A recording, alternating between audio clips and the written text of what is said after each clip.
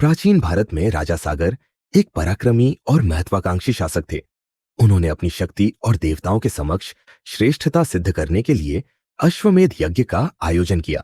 इस यज्ञ के तहत एक घोड़े को स्वतंत्र रूप से पृथ्वी पर घूमने के लिए छोड़ा गया। यदि कोई इसे रोकता तो वह राजा की शक्ति को चुनौती देता।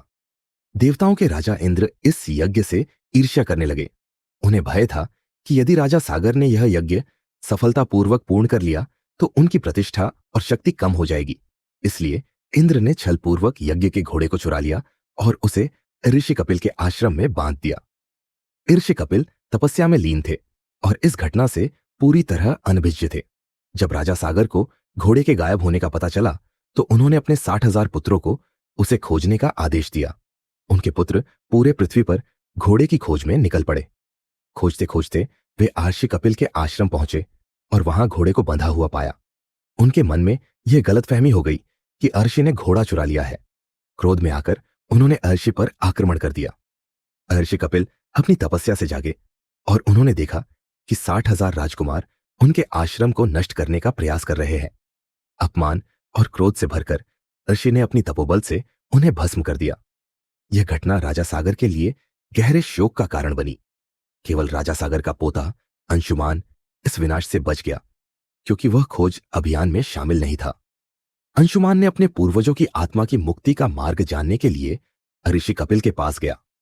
उसने ऋषि से क्षमा मांगी और घोड़े को वापस करने का निवेदन किया। ऋषि ने उसे क्षमा कर दिया और घोड़ा लौटाने की स्वीकृति दी। साथ ही उन्होंने बताया, तुम्हारे पूर्वजों को मोक्ष तभी मिलेगा जब गंगा स्वर्ग से पृथ्वी पर आएगी और उनके पवित्र जल में उनकी भस्म विसर्जित की जाएगी। अंशुमान ने गंगा को पृथ्वी पर लाने के लिए कठोर तपस्या की, लेकिन यह कार्य अत्यंत कठिन था और वह इसे पूर्ण करने में असमर्थ रहे। उनके पश्चात उनके पुत्र राजा दिलीप ने भी गंगा को लाने का प्रयास किया, परंतु वे भी असफल रहे। यह कार्य अंततः राजा दिलीप के पोते भगीरथ ने अपने कंधों पर लिया। राजा भगीरथ ने दृढ़ निश्चय के साथ तपस्या प्रारंभ की। वर्षों तक उन्होंने कठोर तप किया। उनकी तपस्या से प्रसन्न होकर भगवान ब्रह्मा प्रकट हुए और उन्होंने गंगा को पृथ्वी पर भेजने का वचन दिया। लेकिन गंगा ने अभिमानपूर्वक कहा, मेरा प्रवाह इतना तीव्र होगा कि पृथ्वी इसे सहन नहीं कर पाएगी। यदि मैं पृथ्वी पर उतरी तो पूरी पृथ्वी नष्ट हो जाएगी। इस समस्या का समाधान करने के लिए भगवान ब्रह्मा ने भगीरथ को भगवान शिव की तपस्या करने का परामर्श दिया। भगीरथ ने भगवान शिव की कठोर तपस्या की। शिव उनकी भक्ति से प्रसन्न हुए और उन्होंने गंगा की धारा को अपनी जटाओं में समेटने का वचन दिया। जब गंगा ने पूरी शक्ति के साथ पृथ्वी पर उतरने का प्रयास किया तो शिव ने अपनी जटाओं में उसे रोक लिया। गंगा का गर्व चूर हो गया। शिव ने गंगा को अपनी जटाओं से 7 धाराओं में मुक्त किया।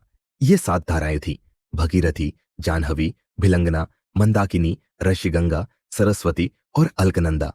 इन धाराओं में से भगीरथी ने भगीरथ का अनुसरण किया। गंगा भगीरथ के पीछे पीछे चलने लगी। उनका मार्ग पर्वतों, जंगलों और घाटियों से होकर गुजरा।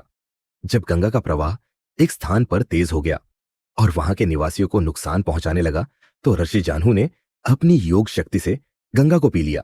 भगीरथ ने ऋषि से क्षमा याचना की और निवेदन किया कि वे गंगा को मुक्त करें। ऋषि जाह्नू ने प्रसन्न होकर गंगा को अपने कान से बाहर निकाला। इसलिए गंगा का एक नाम जाह्नवी भी पड़ा। भगीरथ ने गंगा को अपने पूर्वजों की भस्म तक पहुंचाया। गंगा के पवित्र जल में उनकी भस्म का विसर्जन हुआ, जिससे उनके पापों का नाश हुआ और उनकी आत्माओं को मोक्ष प्राप्त हुआ। इस प्रकार गंगा का अवतरण पृथ्वी पर हुआ। गंगा के पृथ्वी पर आने की इस घटना को भगीरथ प्रयत्न के नाम से जाना जाता है। ये कहानी सिखाती है कि कठिन परिश्रम, दृढ़ निश्चय और विश्वास से असंभव कार्य भी संभव हो सकते हैं। गंगा, जो आज भारत की सबसे पवित्र नदी मानी जाती है, जीवन, पवित्रता और मोक्ष का प्रतीक है। गंगा के जल में स्नान करने से पापों का नाश होता है और आत्मा शुद्ध होती है। गंगा का यह अवतरण हमें भक्ति, तपस्या और दृढ़ निश्चय का महत्व समझाता है। सनातन धर्म से जुड़ी और भी पौराणिक कथाओं को जानने के लिए, साथ ही हमारा उत्साह बढ़ाने के लिए इस वीडियो को लाइक करें और हमारे चैनल द सनातन स्टोरीज को सब्सक्राइब जरूर करें।